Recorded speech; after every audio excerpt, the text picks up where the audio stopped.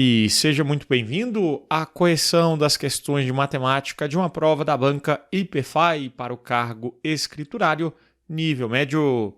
Antes de mais nada, inscreva-se no canal e, é claro, deixe o seu like, vai me ajudar bastante. Primeira questão de matemática da prova. Dois irmãos resolveram abrir seus cofrinhos onde economizaram moedas por determinado tempo e combinaram de separar as moedas de um determinado valor e somar as restantes. Encontraram a seguinte situação. João, 7 moedas do valor combinado e mais R$ 5,75. Pedro, 13 moedas do valor combinado e mais R$ 4,25. Coincidentemente, tinham a mesma quantidade de dinheiro. Qual foi, então, a moeda que combinaram de separar? Muito bem, turma, se eles tinham a mesma quantidade de dinheiro, eu posso, então, igualar ali o que João tinha ao que Pedro tinha, né? Muito bem, então eu não sei quanto é o valor de uma moeda. Então, esse valor que ele cita ali, né, valor combinado, eu posso chamar de X. Então, o Pedro ele tem 13 moedas do valor combinado e mais R$ 4,25. Então, o Pedro tem 13x mais R$ 4,25. E o João ele tem 7 do valor combinado, ou seja, 7x mais R$ 5,75. Lembrando, turma, que eu igualei porque no enunciado falou que os dois tinham a mesma quantidade, então eu posso igualar as duas expressões. Concorda comigo? Muito bem, eu gosto também sempre de deixar a parte maior com letra à esquerda. Fica mais fácil da gente resolver, você pode utilizar isso sempre, beleza? Então, muito bem, 7x, como está somando, passou para o outro lado, subtraindo a parte ali com letra nós vamos deixar à esquerda, né? E os números que estão sozinhos à direita. 4,25 está somando, passou para o outro lado, subtraindo. Então ficou 5,75 menos 4,25. 13x menos 7x, que nós temos 6x, que é igual a 5,75 menos 4,25. Aqui nós vamos ter R$1,50, né? Então, 6 ele está multiplicando, passou dividindo. Então, nós vamos ter 1,50 dividido por 6. E divisão com vírgula, turma, nós vamos fazer o seguinte, nós vamos igualar as casas. Eu tenho duas casas, iguala as casas. E agora a gente elimina a vírgula, beleza? Muito bem, 150 é menor que 600, colocamos um 0, 0 e uma vírgula. 2 vezes 600 dá 1.200, o resto é 300. Colocamos um 0 e dividimos, 3.000 por 600, nós vamos ter 5. Então, nós temos que o valor procurado, né, que é o valor de cada moeda, é de 25 centavos. Então, diretamente aqui nós já encontramos a alternativa C de ciência exata. Espero que você tenha entendido. Vamos para a próxima. Para produzir uma caixa sem tampa, no formato de um paralelepípedo são necessários 1.500 metros quadrados de papelão. O comprimento da mesma é de 30 centímetros e a largura e a altura da mesma correspondem a 50% e a terça parte, respectivamente, da medida do comprimento. Qual o volume máximo dessa caixa? Muito bem, turma. Para a gente calcular o volume de um paralelepípedo reto retângulo, que seria ali a nossa caixa, a gente multiplica comprimento vezes largura vezes altura, que eu chamei aqui de A, B e C. Primeiro vamos descobrir, então, quem seria o comprimento, né? Na verdade, já está ali no enunciado. O comprimento, ele falou que é de 30 centímetros E a largura, ele disse que a largura ela corresponde a 50% da medida do comprimento. 50%, turma, é só a gente calcular a metade daquela coisa, né? Se você não sabe disso, você pode fazer assim, 50% de 30. Posso cancelar um zero, outro zero, 2 zeros em cima com 2 zeros embaixo, né? 5 vezes 3 ficou 15, né? 50% seria a mesma coisa que a metade, né? Metade de 30 também, 15. Então temos 15 centímetros. Muito bem, e a gente precisa também da medida da altura. E a altura, nós temos a terça parte da medida do comprimento. Então, a altura é a terça parte. A terça parte de alguma coisa é aquela coisa dividida por 3, né? Então, se a medida em questão é 30, a terça parte de 30 é 30 dividido por 3, que é igual a 10. Então, nós temos que a altura ela mede 10 centímetros. Agora, nós já temos tudo para calcular o volume solicitado. Professor, não vamos precisar daquele dado dos 1.500 metros quadrados? Não vamos precisar, queridos. A gente precisa aqui do comprimento da largura e altura, nós já temos tudo.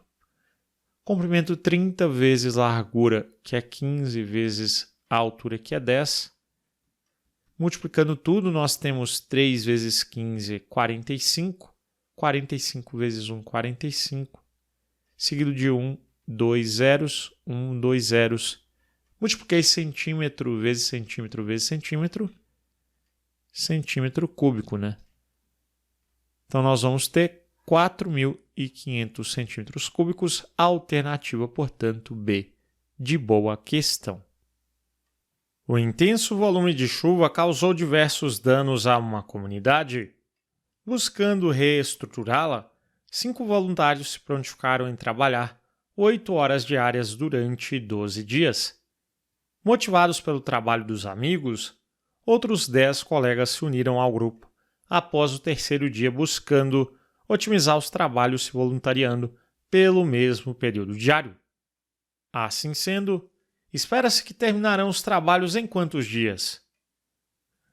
Muito bem, turma. Nós podemos resolver a questão utilizando regra de 3 composta.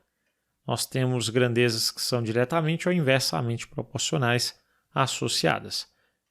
Então, nós temos 5 voluntários. Vamos anotar aqui os dados em colunas. Eles vão trabalhar 8 horas diárias. Então, 8 horas por dia a jornada. Durante 12 dias. Então, eu pressuponho que eles concluiriam aquele trabalho em 12 dias, né? Então, 5 voluntários em 8 horas por dia concluem aquele trabalho em 12 dias. Daí ele diz o seguinte: motivados pelo trabalho dos amigos, outros 10 colegas se uniram ao grupo após o terceiro dia. E ele quer saber, espera-se que terminarão os trabalhos em quantos dias? Muito bem, a princípio acho que fica mais simples a gente pensar no seguinte. Então, entrando mais 10 colegas, aqueles que se uniram ao grupo, né? Então, antes a gente tinha 5, adicionando então 10, agora nós vamos ter 15, certo? Então, 15 voluntários. Então, a jornada é a mesma, 8 horas por dia. Até então, quantos dias eles iriam gastar? Eu posso dizer X dias, né? Então, muito bem. Depois a gente vai para a informação ali que eles entraram após o terceiro dia, beleza? Então, vamos resolver a nossa regra de 3 composta. Você já sabe. A grandeza que tem o X a gente vai manter. Coloca um D aqui. E vamos analisar as demais grandezas em relação à grandeza que tem o X. Muito bem. Aqui nós temos os voluntários, né, os trabalhadores. De 5 passou para 15, né, o número de trabalhadores, então aumentou. Aumentando os trabalhadores, eu sempre analiso em relação à grandeza que tem o X, né? Aumentando os trabalhadores, eu vou gastar mais ou menos tempo para concluir o meu trabalho. Ora, aumentando os trabalhadores, eu vou gastar menos tempo, né? Então, o tempo vai diminuir. Então, são grandezas inversamente proporcionais, um e aqui para os voluntários. A jornada é a mesma, né? Então, posso até já cancelar, né? Na divisão, teríamos 8 por 8, que seria 1. Né? Então, posso já ignorar esse fato. A grandeza que tem o x a gente deixa à esquerda, 12 sobre x, mantendo ela. Aqui, como tem o i, nós vamos inverter a razão. Originalmente, a gente tinha 5 sobre 15, invertendo 15 sobre 5. Lembra que ali, né, ficou 8 por 8, só para te explicar melhor, né, que daria 1, eu já posso cancelar aqui. Muito bem, então agora, encontrando o valor de x, nós podemos multiplicar cruzado, né? Então, eu vou ter 15x, que é igual a 5 vezes 12. 5 vezes 12 é 60, então x é 60 dividido por 15, que é igual a 4. Então, a gente tem que os trabalhadores eles iriam gastar 4 dias, concordam comigo? Aqueles 15 trabalhadores. Só que agora vamos pensar um pouco. Nós sabemos o seguinte, nós sabemos que na realidade eles entraram após o 3º dia. Então, inicialmente nós já temos que aqueles 5 voluntários, né, trabalhando 8 horas por dia. Nesse caso, eles trabalharam quantos dias? Ora, se nós temos após o 3º dia, então até então tem que considerar 3 dias trabalhados, né? 3 dias trabalhados. E isso é o equivalente a quanto daqueles 4 dias, né, que eu teria que descontar? Eles são referentes aos 15 trabalhadores. Então, 15 ali voluntários trabalhando na mesma jornada de 8 horas por dia. Aqui a gente teria uma equivalência em dias de x dias, né? Muito bem, e aqui novamente, né, a gente teria a mesma coisa, aqui seria inversamente proporcional, um d poderia cancelar, então ficaríamos com o seguinte, 3 sobre x é igual, inverto aqui ao invés de 5 sobre 15, 15 sobre 5, né?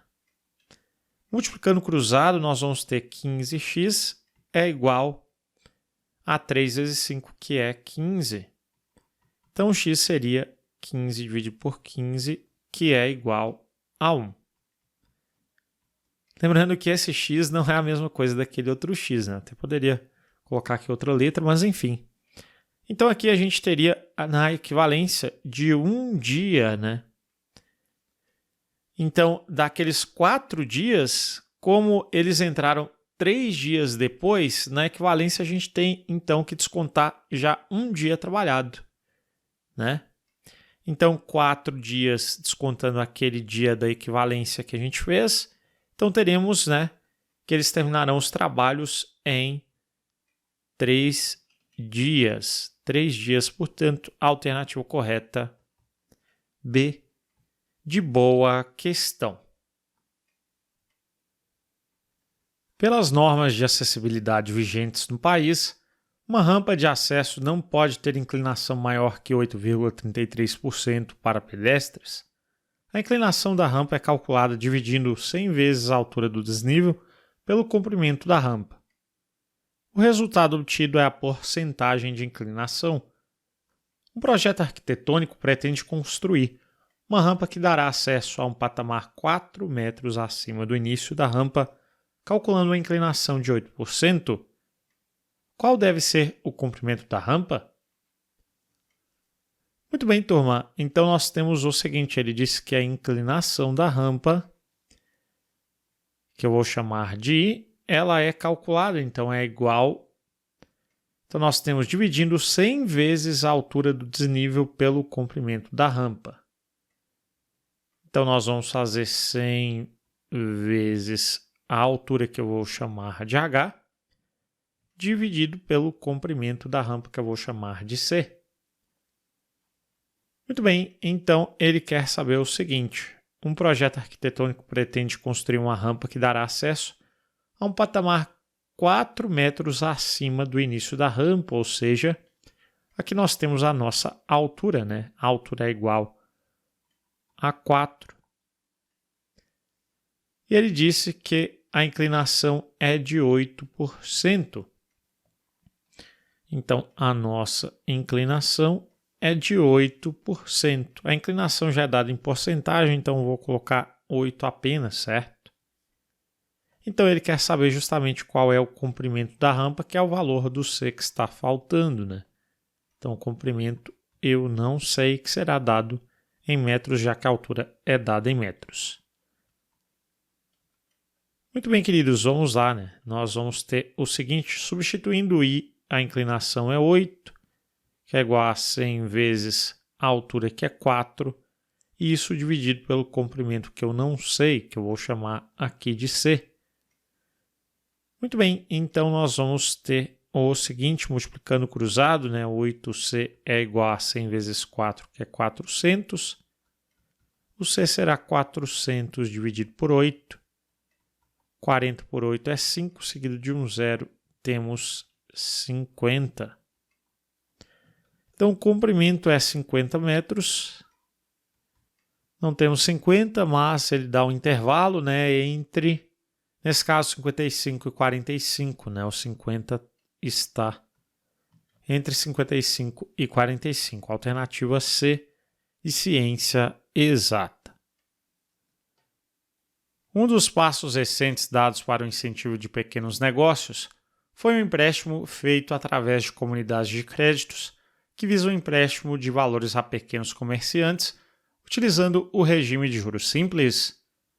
Uma pessoa vai até um órgão que faz esse tipo de empréstimo e toma um valor de R$ 2.500 a uma taxa de juros de 3% ao mês para iniciar um pequeno negócio. Após 6 meses, ele necessitou pegar mais um valor de R$ 1.000 a uma taxa de juros de 4% ao mês, conseguindo dessa forma quitar os 2 empréstimos um ano após o seu primeiro empréstimo. Após essas transações, o valor dos juros total pago por essa pessoa foi de... Muito bem, turma, vamos relembrar a fórmula para calcular os juros simples. Nós temos CIT sobre 100, em que J é o juros, C é o capital, I a taxa e o T é o tempo. Então, nós temos 2 empréstimos, né? Em um empréstimo, nós temos que o capital é de R$ 2.500, 2.500. A taxa é de 3% ao mês, então nós devemos deixar o tempo em meses, né? Então, 3%, o 100 já está aqui na fórmula, né, do porcento, já está ali dividindo. Então, o nosso T, que é o tempo, então foi durante quanto tempo? Ali foi durante 12 meses, né? Então, os 2.500 a 3% ao mês, durante um ano, né? Então, nós temos o tempo equivalente a 12 meses. Então, esse primeiro capital de 2.500 vai render quanto de juros para a gente? Então, já vamos fazer de uma vez. Posso cancelar 2 zeros em cima com 2 zeros embaixo. Vou ter 25 vezes 3 dá 75 vezes 12. Nós vamos ter 150, saltamos uma casa, 5, 7, soma tudo. 0, 10 vai 1, 2, 9. Então, vai dar R$ 900 de juros o primeiro, né? Então, nós já calculamos os juros para os 2.500 durante aquele tempo de um ano. E agora nós temos o segundo empréstimo. Pelos dados, temos o seguinte. Vamos calcular. Então, o segundo juro. Então, após 6 meses, então o prazo que os R$ 1.000, né? O empréstimo que ele fez agora é de R$ 1.000, que é o capital. Então, nós temos R$ 1.000 a uma taxa considerada de 4% ao mês. 4%, então dividido por 100 da fórmula, vezes o tempo. Agora não é um ano, né? Porque Se eu pegar um ano que é 12 meses e diminuir 6 meses que já correram, então nós vamos ter 6 meses restantes. Então, na realidade, R$1.000 vão ficar aplicados ali durante 6 meses a taxa de 4%. Né? Então, agora nós vamos considerar um prazo de 6 meses. Então, muito bem, eu posso, então, cancelar 2 zeros em cima com 2 zeros embaixo. 4 vezes 6, 24, vezes 10, nós vamos ter 240. Então, ele quer saber o valor dos juros total pago por essa pessoa. Então, o total dos juros, ao final, o total é só a gente somar os dois juros, né? Então, basta a gente fazer o quê? 900 mais 240. Então, nós vamos ter 1.140. Portanto, a resposta alternativa D, de dedicação. Uma reunião tranquila, coordenada pelo Paulo Guedes. Tivemos uma inflação atípica em dezembro. Não esperávamos que ela fosse tão alta assim. Foi basicamente da carne e tínhamos que fazer com que o valor do salário mínimo fosse mantido. Então, ele passa, via medida provisória, de R$ 1.039 para R$ 1.045 a partir de 1º de fevereiro, afirmou o presidente. Esse novo reajuste do salário mínimo em porcentagem foi de aproximadamente. Muito bem, queridos, nós temos então o seguinte. Nós sabemos que o salário, lá naquela data considerada, né, que é de 2020, o salário ele era de R$ 1.039 e passou para R$ 1.045. Então, nós tivemos um aumento de R$ 1.045 menos R$ 1.039. Isso aqui é igual a 6, né? Tivemos um aumento de R$ 6. Então, para calcular a porcentagem que 6 tem em relação a 1.039, porque é sempre em relação ao valor ali que sofreu o aumento, né? Então, nós temos o seguinte, a nossa referência, o nosso 100%, refere-se a 1.039. Então, R$ 6 tem uma porcentagem X, né? X%.